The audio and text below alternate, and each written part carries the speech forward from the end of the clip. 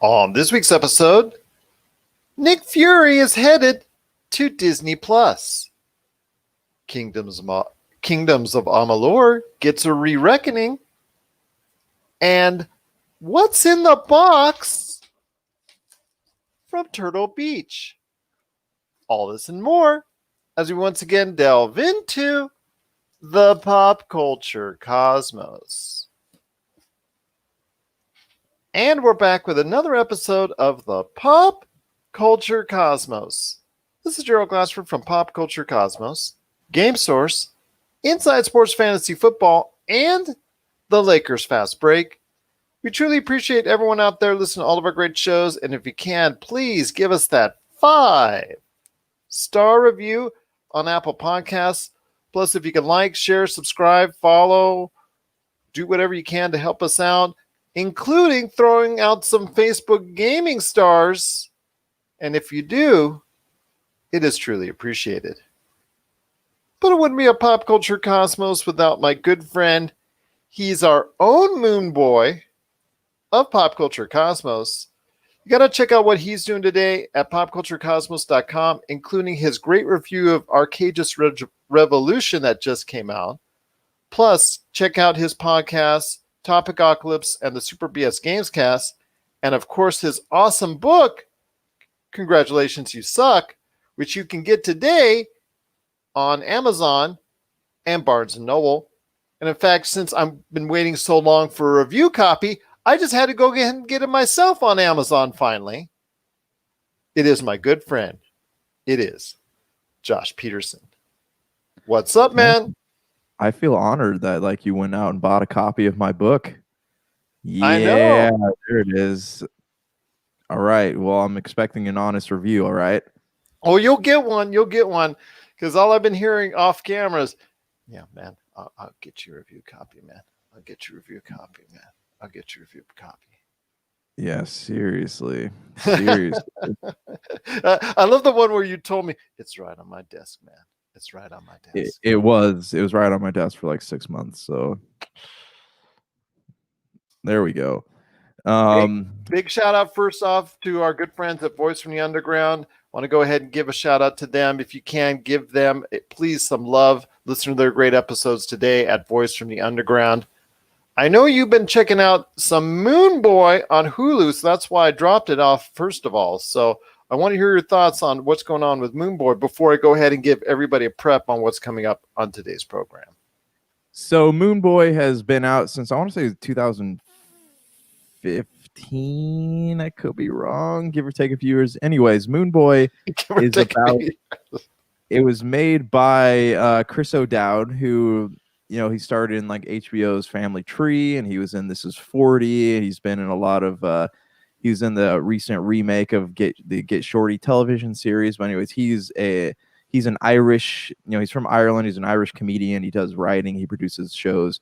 So the show Moone Boy is about this kid who. His last name is Moon, his first name is Martin, but it shows life for him, and it's basically an Irish sitcom, right? You have life, except there's no studio laughter. The show is basically about him and his friend growing up in Boyle, out in Ireland, and kind of just the struggles of that, and how they, just kind of the weird situations they encounter. He lives with his mom and dad, and he has three sisters. Life growing up in that town, what things are like in Ireland in the late 80s and early 90s. And Chris O'Dowd, and the thing that makes this show funny is this kid has an imaginary friend who is played by Chris O'Dowd. Chris O'Dowd writes the show, and he also stars in the show. And so he's this imaginary friend, and it's just funny, having Chris O'Dowd echo what this kid is thinking. And just it is how all of us grew up, those of us who grew up in the whether it's the 80s or the 90s, it's a nice nostalgia trip, right? They have this episode where he's trying to save up money so that he can buy a Sega Genesis, which was the Master System in the UK. He's saving up money so that he could buy a Sega, and it's just I don't know, it's a nice way to remember what life was like back then. You go to people's living rooms, they have the ugly couches, wood paneled walls, they have wallpaper everywhere. I don't know, the show, it's hilarious, it's really funny, but it just it makes me feel good to watch it. Unfortunately, there's only 3 seasons. You can watch them all right now on Hulu, but I don't know if anyone out there gets a chance, like I'd love to hear your thoughts on it. Like maybe the show is funny to me because like I usually watch it at night when I'm tired, but I honestly feel like this is a great show. Like, and there aren't shows around like this anymore. Like shows that truly don't embellish, what it's like to live that family dynamic. Like these are things that, in this show, these are things that people truly do experience, and it's funny because you're like, oh, that's right, that's happened to me before, so I don't know if you ever get a chance, man, watch a few episodes of Moone Boy. Let me know what you think about it. But like, I am really digging this show.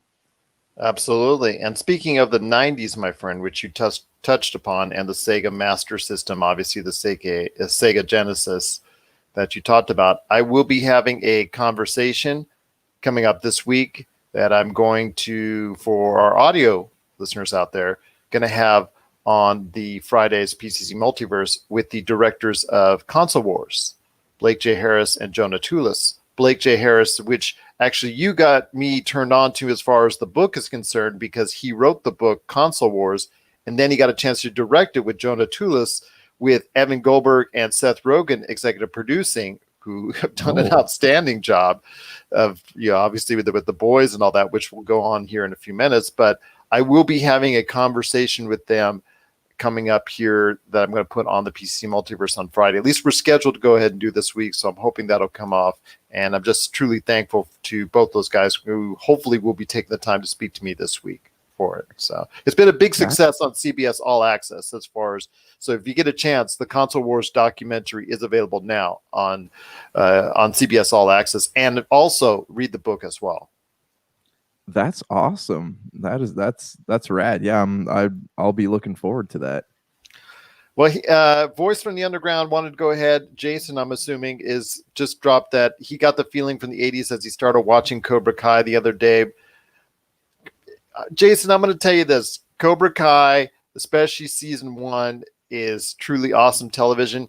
Yeah, it does take you a little bit back to those corny days of the 80s and the Karate Kid. I was never a huge Karate Kid fan as far as the movies are concerned. I watched it, thought it was corny at that time. Still think it's a little corny today, and I've rewatched it too. But Cobra Kai, the way it shifts everything around, and the writing, and the way it's totally done everything almost at times in reverse of what the original movie represented. It's really, really awesome. I just cannot just express the gratitude of actually watching that first season. The second season's very good too, although the ending episodes were kind of drawn out. But I'm so excited for season 3, and I know Cobra Kai has been a huge hit on Netflix.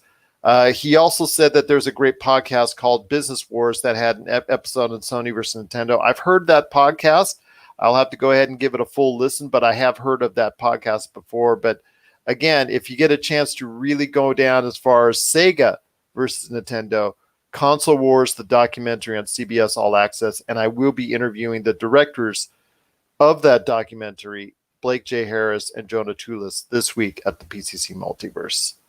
Well, we've got a great show on for everyone today. I want to give everybody a big shout out what we're heading up to.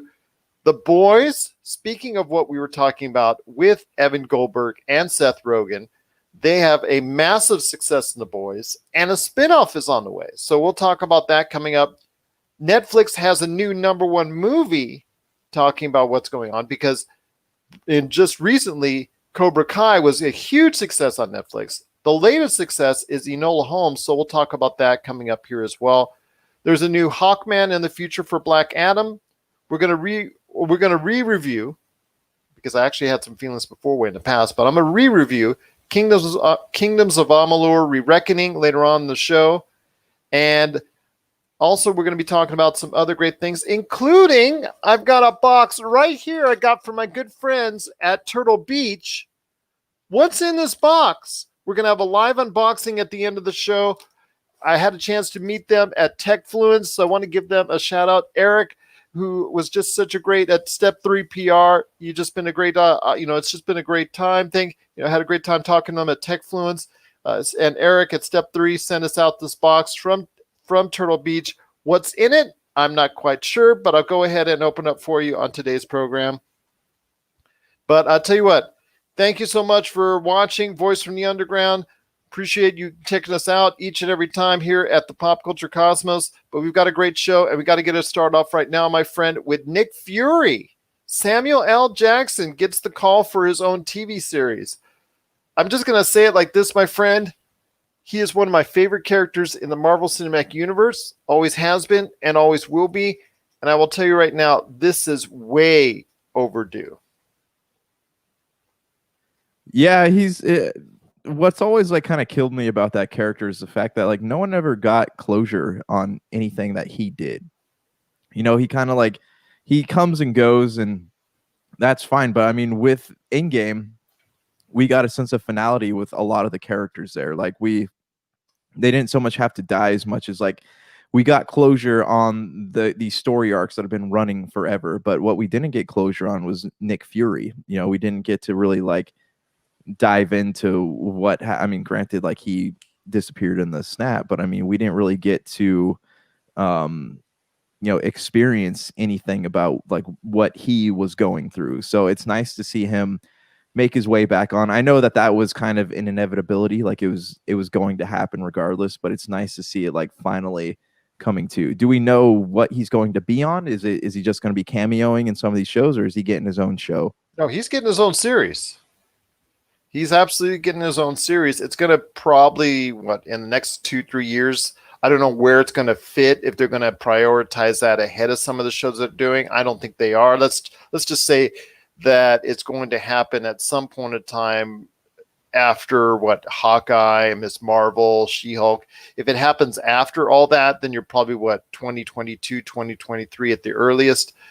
But if it does happen before that and they prioritize it, then you might see it as early as late 2021. We're not sure yet exactly what the timeline is and how it's going to fit. We do know that his character right now is on the space station, and they're setting up the foundation for SWORD there. If people are familiar with SHIELD already and the organization and how that fell down and how that broke up and all the residuals effects there, and the Agents of S.H.I.E.L.D. series and all that, SWORD is more of a force that's going to protect, citizens and all that from outside the Earth, and is more space-based, I guess, in theory, although they will have, obviously, elements on Earth and the groundswell as well, on a ground level as well. But yeah, I'm very interested and intrigued to see what he's doing. In fact, does he recruit more Avengers? The illusion is the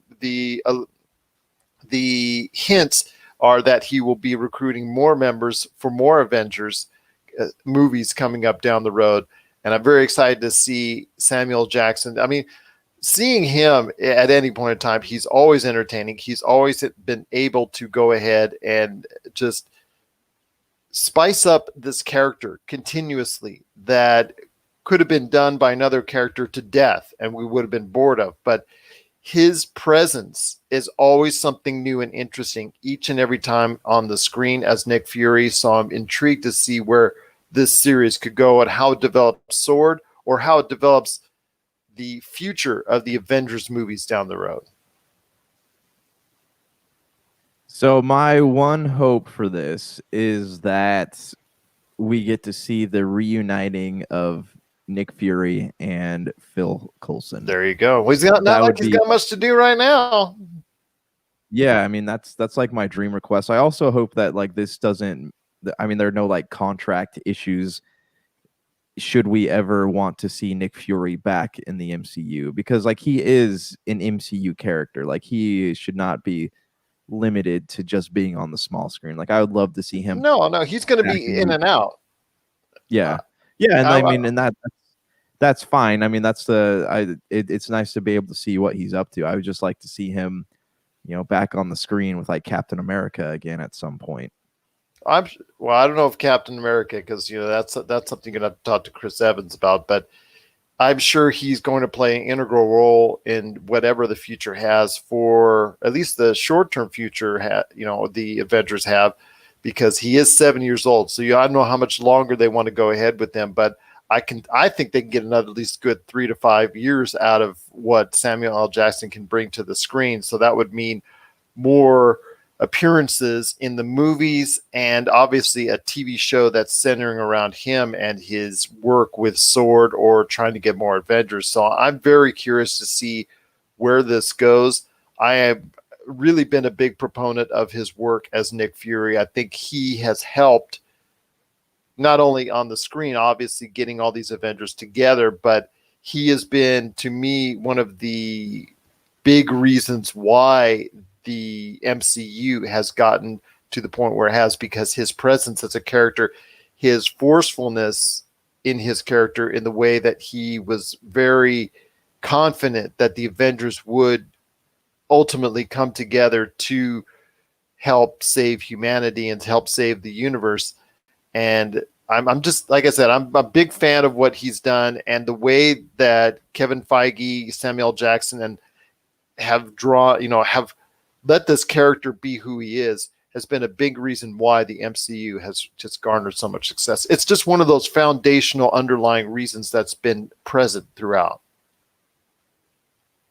Yeah, and he has carried a narrative thread ever since Iron Man, and like that is he doesn't necessarily have to be in every movie, you know, in a certain requirement, in a certain, like, he doesn't have to be in every movie for a certain amount of time. He can just be in a few movies for like a few minutes at a time, and you feel the way that he just connects everything, and that's really cool. It is really cool. So I am looking forward to whenever Disney Plus series with Nick Fury comes out. I mean, just like, again, you have obviously Falcon and the Winter Soldier, Ms. Marvel, She-Hulk, Hawkeye. You have all these outstanding series coming in and of itself. So if you're talking about a pecking order and you're talking about when this may come out, let's say Nick Fury's series isn't prioritized ahead of any of these series. So that if that's the case, Moon Knight, we haven't even forgot, we almost forgot about Moon Knight as well. I mean, that's 5 series right there. So I'm not sure exactly when they're going to go ahead and have a Nick Fury series, but here's hoping that it will come for the MCU sooner rather than later. What are your thoughts out there on a Nick Fury TV series coming to Disney Plus? Do you think, like Josh and I, that it's long overdue?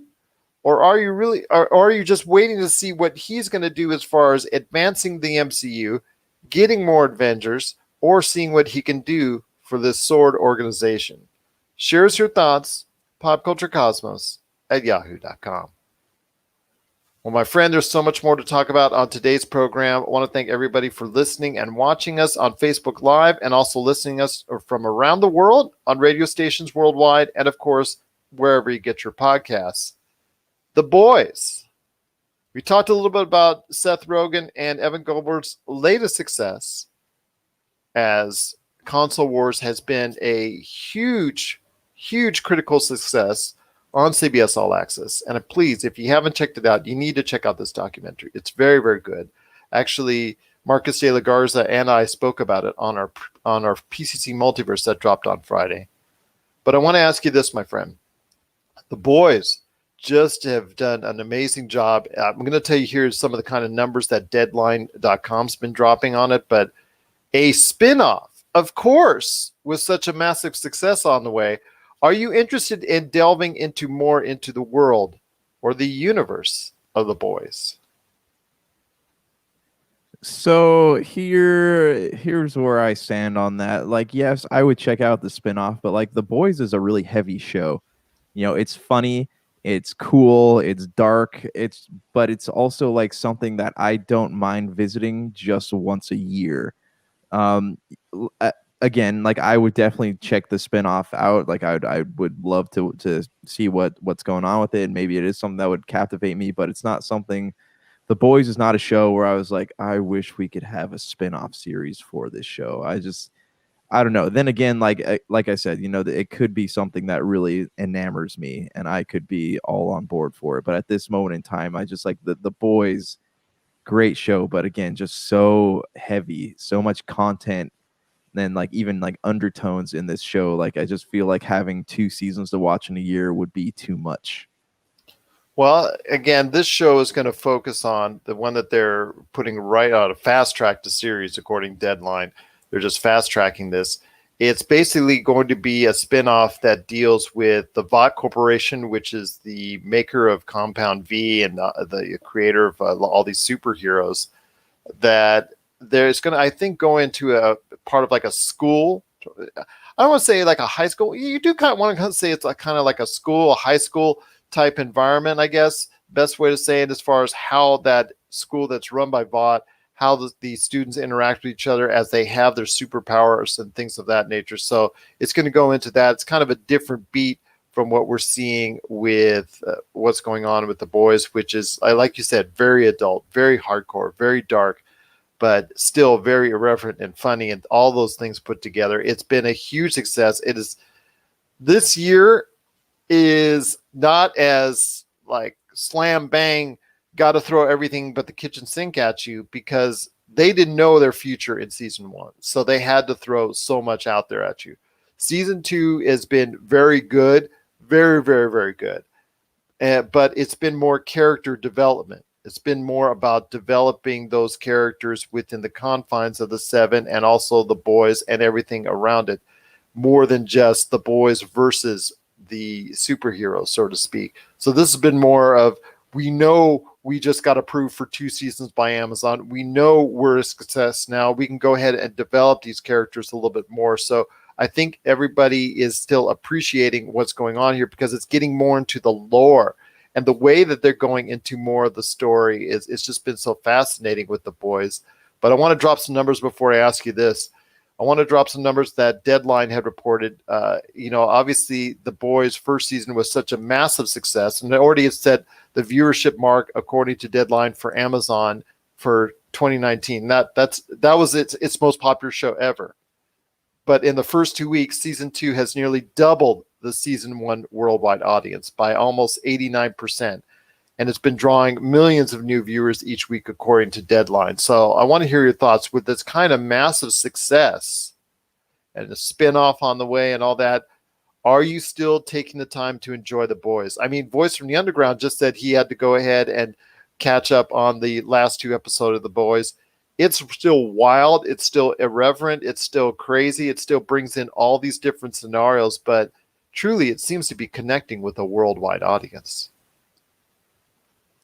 Yeah, I mean, so I've been, like I said, I just finished Umbrella Academy a couple of weeks ago. I've been watching a couple episodes of The Boys, when I get a chance to. It's yeah, I mean, I love, I love what's her name, Aya Cash, her new character, what's her name, the weather, she controls weather or Stormfront. Stormfront, yeah, I love her character. I love how that's like what would happen if you gave like an influencer a superpower. I love that dynamic. No, I really do enjoy what's going on in the show. I enjoy I'm at episode 3 right now, but I mean, I'm digging it. Like, don't get me wrong, I'm a huge fan of The Boys, love that show, but it's just like, it's something I've been kind of digesting a little bit slower this time around, just because, like, like I said, it's a very heavy show, and like I'm also made the mistake of like starting 4 other shows at once. So I'll have more to say when I watch more. But yeah, I mean, I'm digging it so far, and I really love like the expansion of the really developing more on characters, and like they really, like, I love seeing how a lot of the people that work at Vought are seeing Homelander for what he really is, and he's a psychopath, and I don't know. It's a lot of interesting arcs are opening up, and I would hope that they continue to follow those, because to me, the interesting part is not the heroes; it's the people whose lives are wrecked by the heroes. Absolutely, and it's so funny to see that dichotomy of what's going on between, like you said, the heroes themselves that do the damage and those that are damaged by it, and it's interesting to see the stories from both sides. And again, this season looks to be more about more character development, more, hey, we know we've been approved by Amazon for 2 years now. We know we're doing well. We can go ahead and slow down just a little bit on the storytelling, slow down a little bit on the action, but provide you more in-depth looks at not only the way the characters work with each other, but the characters themselves. Go into their past, go into their history a little bit more, find out a little bit more backstories, not only on the boys, like Frenchie, we've been learning about in recent weeks, and so many other characters. Kimiko, we've been learning about her backstory and things of that nature, and her past, and some of the things that have gone on with some of the Seven as well. We've been learning more about them, and just the quirky nature. It's funny, it's irreverent, it's also very adult, it's very graphic, but it's just so many of these things that still appeal to us, and the way it's telling its story and its narrative, I think it's going to be closing out. Because I think I just saw the latest episode, which is episode 6, I believe, and I think it's just really heading towards a great conclusion of the season, and I'm looking forward to catching the rest of it. But like you, I'm trying to digest this as I'm digesting several other series at the same time. I know it's hard because it's so much different from a lot of these other series, but I think when it comes down to it, remember it came along at the time that the Umbrella Academy and Doom Patrol also came out, and all three of these shows have seen various levels of great success, and all three of them I put in that same kind of anti-hero, trying to be hero, not really hero type deal as far as that's concerned. But I've seen real successes with each of them. But The Boys has been just a little bit above those two as far as achieving a level of success, because now it's considered one of the most popular shows on any television or streaming format. Yeah, and I mean, I totally see why. Like, it's everything about the show. It's well written. The cinematography is amazing. Like the content of the show is, like we keep saying, super heavy, very adult. But it's really something, even despite that stuff, like it's something that you just cannot look away from. And I think that that's the shock factors where it gets a lot of appeal, and it works for a show of that style. Absolutely. And I'm looking forward to, again, more episodes of The Boys. There's a spinoff on the way that's a little bit different, taking it into a different turn. So if you're interested to seeing more of The Boys, we'd love to hear your thoughts. popculturecosmos@yahoo.com. And if you're really excited for the season now at hand and what's coming up in the future of The Boys, again, we just want to hear your thoughts out there. popculturecosmos@yahoo.com. Well, before we hit the half-hour break and an interview that I've got coming up for everyone, so I want to give everybody a special shout-out right there, because we've got coming up for you an interview, an excerpt of an interview that I did with Jeff Pearlman, the number one biographer right now, author of the number one sports biography out there, Three Ring Circus, detailing the Lakers dynasty years of the early 2000s and Kobe and Shaq and Phil. And I really had a great conversation with him. The full conversation will be on the Monday's Lakers Fast Break, but I'm going to go ahead and play a few minutes for you coming up right after the break. But before we do, my friend, I want to ask you this. Enola Holmes is the number one movie and entity right now on Netflix, replacing Cobra Kai. So I want to hear your thoughts on Enola Holmes, which is Millie Bobby Brown's latest movie. Has an appearance by Henry Cavill in a supporting role. It's gotten a lot of hype. Mixed reviews so far on it, but again, mixed reviews don't seem to stop the popularity of something on Netflix. Yeah, it's interesting. I've been actually reading up on this show. I saw the trailer on Netflix. It is I just added it to my queue last night, so it's something I do plan on sitting down to watch. But from what I understand, like the Millie Bobby Brown did an amazing job acting in the show. And like, even if people didn't like it, that's one thing that they can agree on, is that like she really held her own in the show amongst, even a star like Henry Cavill. So yes, I mean, I am excited about it, and I can see where that dynamic would be good. Even just seeing the trailer, seeing how she acts more like Sherlock Holmes than Sherlock Holmes does in that movie, who is played by Henry Cavill. That being said, I think that I know that there's some kind of lawsuit, right, between like the Arthur Conan Doyle estate over whether or not they had the rights to do a story like this. So like I get it from that standpoint, but also like Millie Bobby Brown is popular with the young crowd right now. So this seems like a great opportunity to get people interested in you know, other stories of that caliber, detective stories, Sherlock Holmes books like that. I mean, I appreciate it from that standpoint. Yes. So, yeah, I mean, sorry, I'm ranting. Yes, I'd like to watch it. What are your thoughts on it, though? Have you seen it yet? I have not seen it yet. It's something that I do have on my queue as well. I mean, she is. I mean, Netflix just sees her star. Netflix sees the star potential in her. She's really got star potential written all over her as far as her future is concerned. Obviously, her work with Stranger Things, but to have Netflix realize that and capitalize on that with something like this, not only get the movie done, get the movie made, but make sure it's promoted properly. And again, it's reaping those rewards right now as we speak, being the #1 movie on Netflix. It just goes to show you the power of Netflix when they really want to put something out. I know they've had their controversy of late as far as some of the shows. In fact, one show in particular that has garnered a great deal of criticism. But when they do something right and they put something out there that really gets people interested, like Enola Holmes, regardless of the fact, again, it's mixed reviews on it, they see a star potential in Millie Bobby Brown, and they're willing to go ahead and put her in a platform that gets her to a level which she can succeed.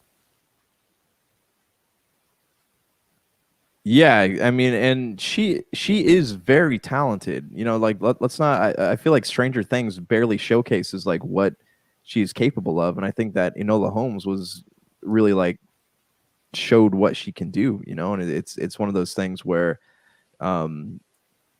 this could very well be something, despite the mixed reviews, it could be something that kind of takes her up to the next level in terms of, you know, her career. And we've seen all year long already a lot of movies that come on Netflix that have received a tremendous amount of popularity get mixed reviews. I mean, we've talked about Netflix being the home this year of many popcorn flicks that critics are maybe about, but fans out there are loving it. I mean, we were talking about from Ryan Reynolds' movie to what we're seeing with Chris Hemsworth, and he had one, and Charlize Theron, she had a great one that had a great success on the platform. So all these movies are achieving great success on the platform. Enola Holmes looks to be something a little bit different from those action flicks, with something a little bit thrown in there that's more family friendly fare that is also hitting big on Netflix. And that's something that Netflix is doing things right as far as from a sense of they're promoting certain things very well, and they're getting it over to a mass audience, which some of these other streaming platforms really have to go ahead and take notice on how to go ahead and promote something that they can really get behind and at achieving that level of success.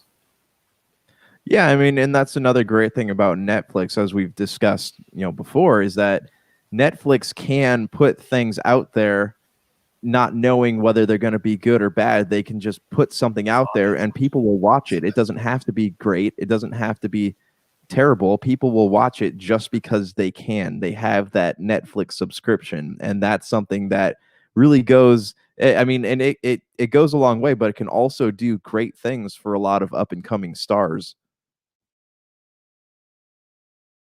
Absolutely, indeed. So I know a lot of people out there haven't caught it yet, but still, so many others have when it comes to Enola Holmes, number one right now on Netflix. So if you get a chance out there, check it out and share us your thoughts on Enola Holmes. Is it as good as everybody seems to be enjoying on Netflix? Please let us know. popculturecosmos@yahoo.com. Well, coming up after the break, it is Jeff Pearlman. Coming up after the break for our audio audience out there, it is Jeff Pearlman, the author of the #1 best-selling sports journalism book out there, sports biographies and the whole 9 yards, Three Ring Circus, detailing the Lakers dynasty of the early 2000s. I'm going to play a few minutes from that interview. Again, the entire interview will be this week on the Lakers Fast Break channel, but you will hear an excerpt of that next, right here at the Pop Culture Cosmos.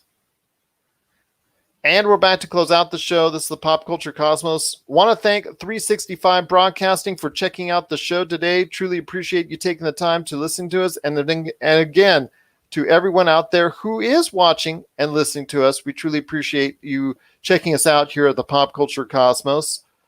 Remember, in just a few minutes, I will be doing a live unboxing from Turtle Beach.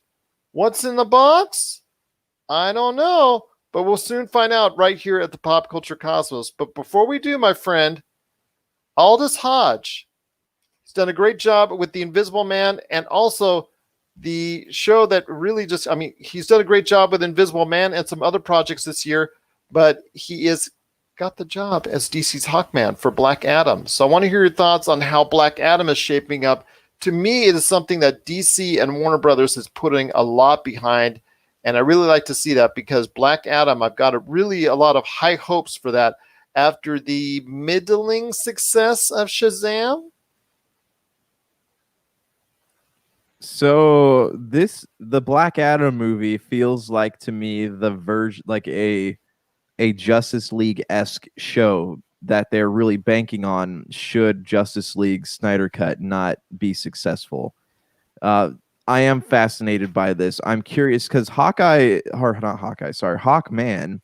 much like Aquaman, has always been a very like cartoony character, just in like even their costume, right? Like the collared. I mean, Hawkman didn't have a shirt, but I mean, just like the way that they were portrayed in the comic books was always very, and even in the cartoons was always very cartoony. So I am anxious to see how Hawkman comes to life. I don't know much about Aldous Hodge. I can just say just by looking at him, I can picture him wearing the wings, but I want to know like how is Hawkman going to be translated into a screen that makes him entertaining and also like relatable for people. I wondered the same thing about Aquaman. I was blown away by how Jason portrayed the character. So I'm hoping that they will do him the same honors that they did Jason Momoa. But I'm as for Black Adam, like I hope that it's good. I hope we don't suffer from too many faces on the screen like the Spider-Man films always did. And even, to some extent Batman vs Superman. But I also hope that it doesn't become their mainstay. Like I'm really hopeful that the Snyder Cut is successful. Absolutely. You and I both. I mean, we've talked about it here almost ad nauseum. Our hopes for that, how it may revive or hopefully gain more interest into an overarching DC universe story like we were hopefully once going to have.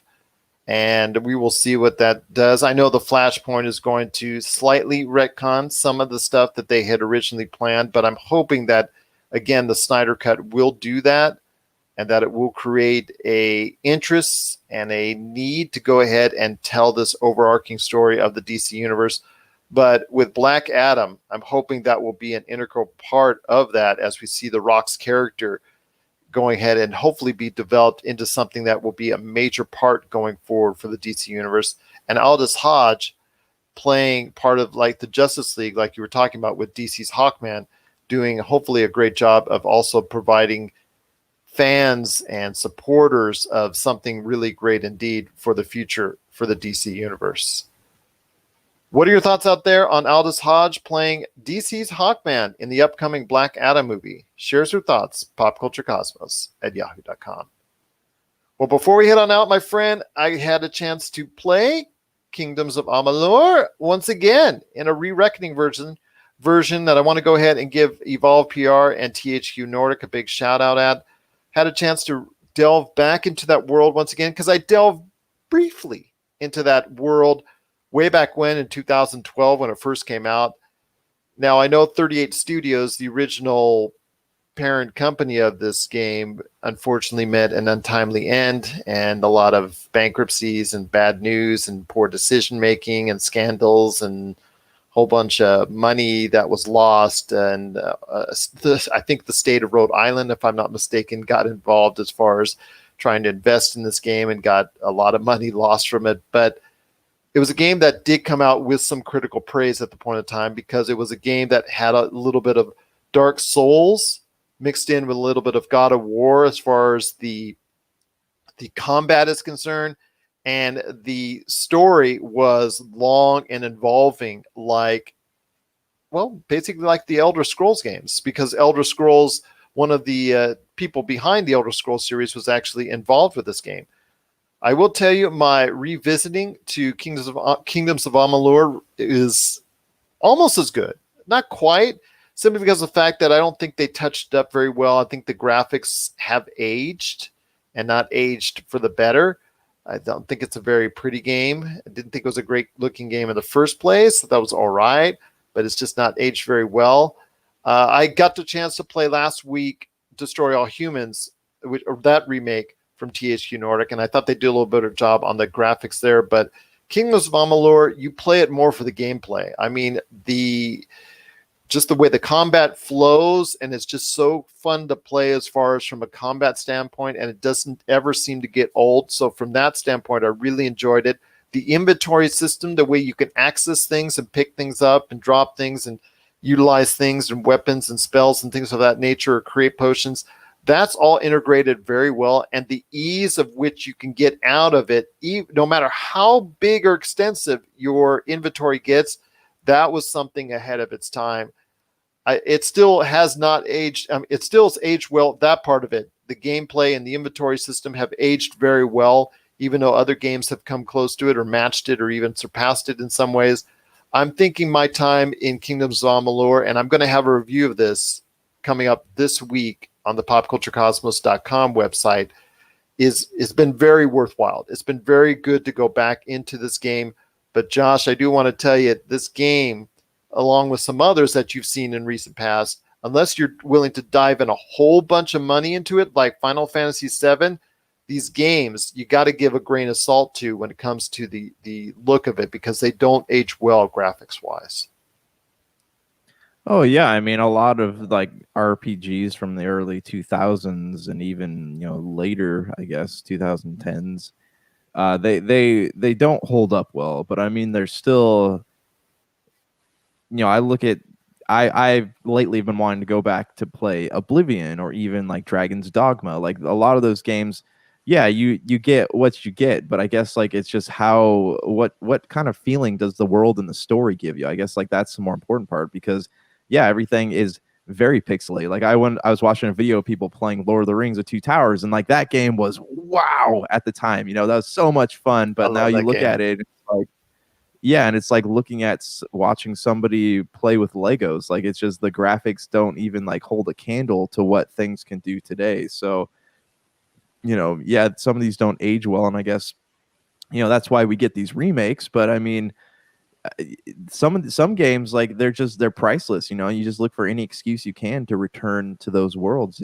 even if just for an hour or so.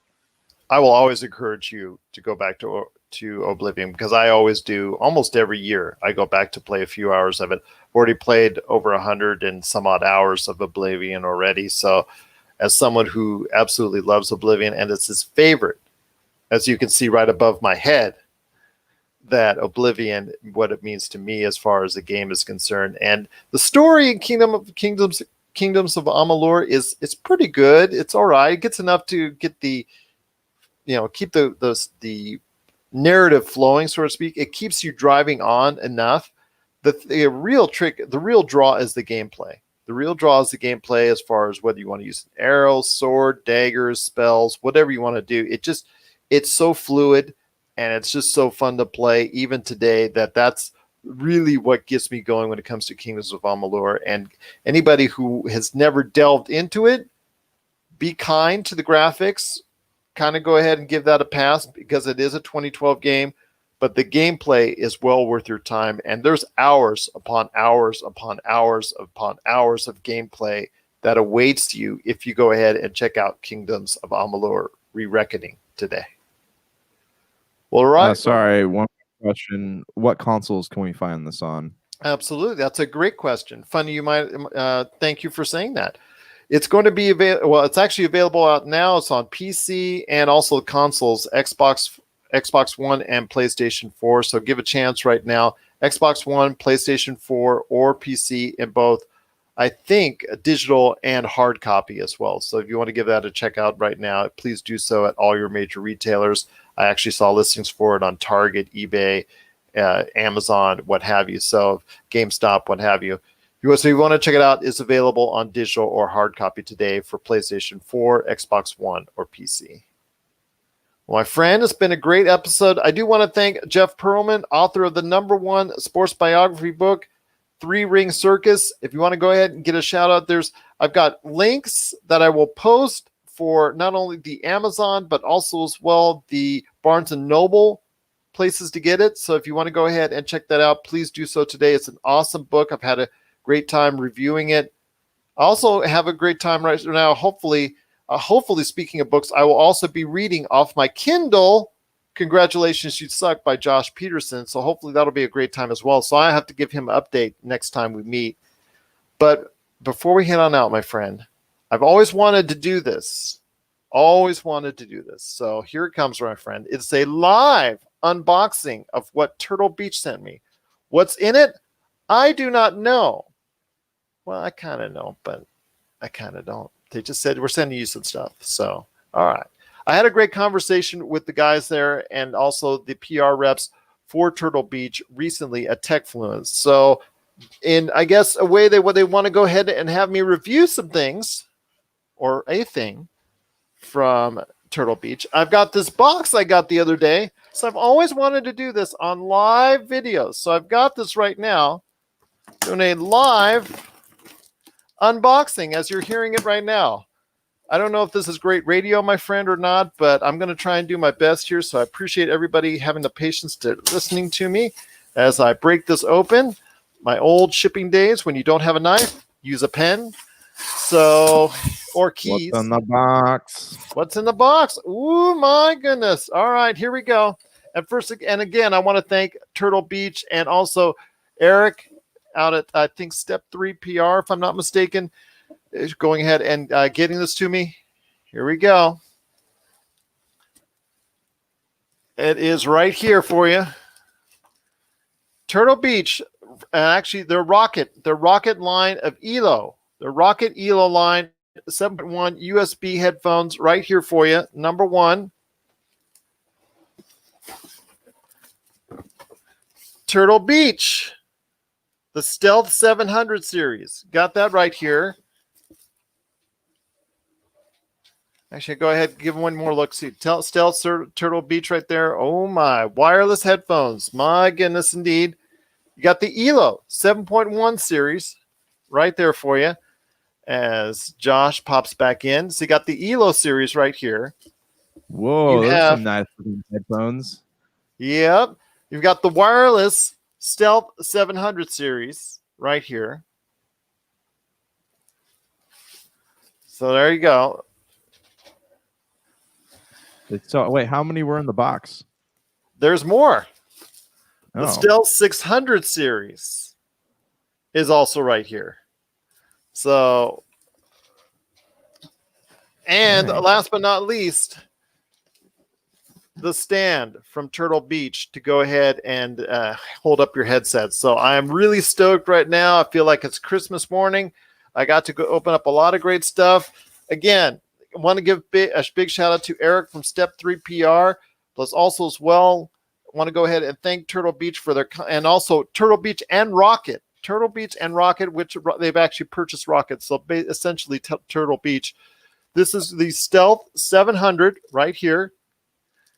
That's wireless. The 7.1 ELO from Rocket, aka Turtle Beach, that's right here.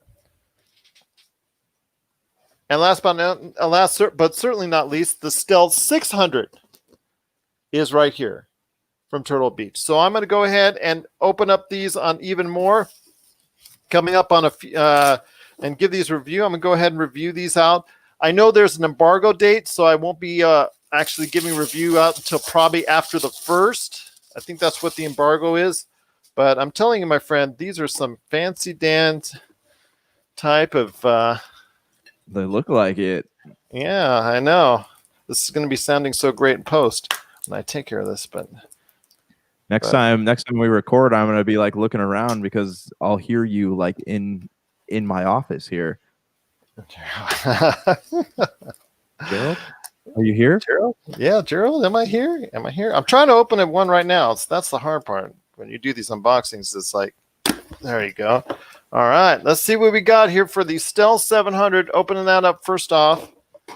And something flying out right there.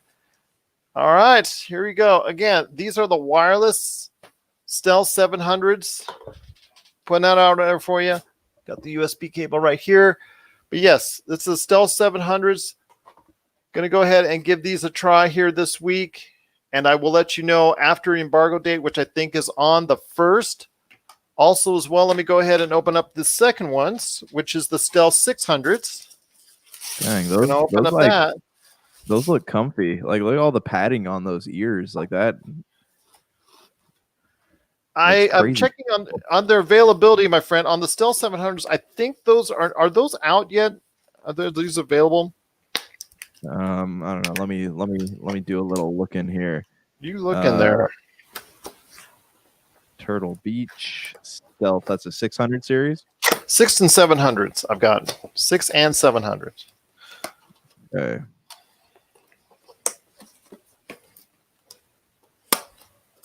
All right, I'm opening up the 600s right now. This is great radio, I know, but this is going to sound so much better in post, everyone out there. Yeah, I don't know if this is like a what version of this is, but yeah, it shows that you can get them on Amazon, at least for the Xbox One. And there you go. And then last but not least, Rocket, ROCCAT, ELO. I think those are the brand new ones.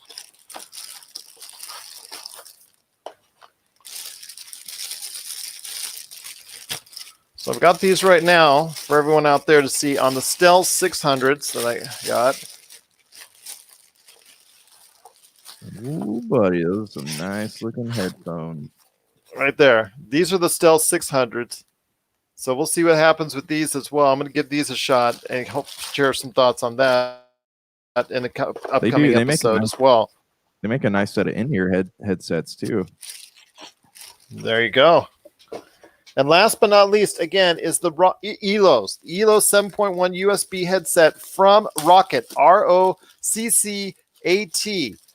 Again, I think it's a company that was purchased by Turtle Beach, because I know they were talking so fondly of it. And I think they spoke that they had purchased the company some time back, and this is under their name. And I know they make a lot of great keyboards and computer accessories. So let's see what we've got there. Opening up here in a second. One more. And I just broke my pen doing that on live video.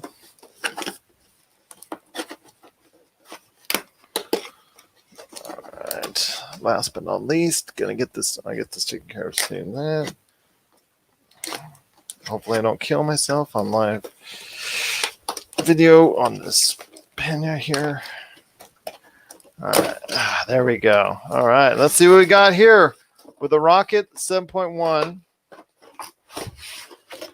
Give you that full unboxing right here on live video. And thank you for everybody on Facebook video, that Facebook Live for checking us out. And here they are. These are the Rocket ELO 7.1 USB headphones right here. I think these are the ones that are still under embargo, but again, I will check to make sure, and you will actually you'll hopefully get to see my thoughts as early as this week on not only this, the 6 and 700. Since it's 3 units, I'm going to make sure I prioritize the one first that they want me to, and then I'll go ahead accordingly. But please check us out at popculturecosmos.com for my thoughts on all 3 of these headsets when I am able to go ahead and put them out there. Plus, also, I will go ahead and share my thoughts either on the Pop Culture Cosmos or PCC Multiverse coming up. So, 3 great headsets, my friend. Looking good, man. Yeah. My work's cut out for me. Yeah, I got lots of listening to do now. Lots of listening indeed. But again, I want to give a big shout out to Turtle Beach and also as well Step 3 PR from Eric. Thank you so much for going ahead and sending that out to me. And if you got some love out there for Turtle Beach, please share it today, or Rocket, ROCCAT, or Turtle Beach. Give them some love today. All right, my friend, it's been a great episode. Cannot thank you enough, as always, for being a part of it. Any last thoughts on the way out? None that I can think of. I got another review from our friends over at Mega Cat Studios coming out this week for Yazzie. So be on the lookout for that. Well, we're just reviewing all the stuff left and right. My goodness. We get in those bunches where we're just like giving a whole bunch of stuff and they send it over and they said, here, review it now. Yep. Yeah. Just trying to get through that back catalog. So yeah, I mean, also check out my review of Jurassic Park now online. Absolutely. And again, Arcageous Revolution, that is available as well, correct? Correct. On the popculturecosmos.com. Absolutely. Check it out today. Like he said, popculturecosmos.com. So for Josh Peterson, this is Gerald Glassford. It's another beautiful day in paradise right here in the Pop Culture Cosmos. We thank you for listening. And here's hoping you have yourself a great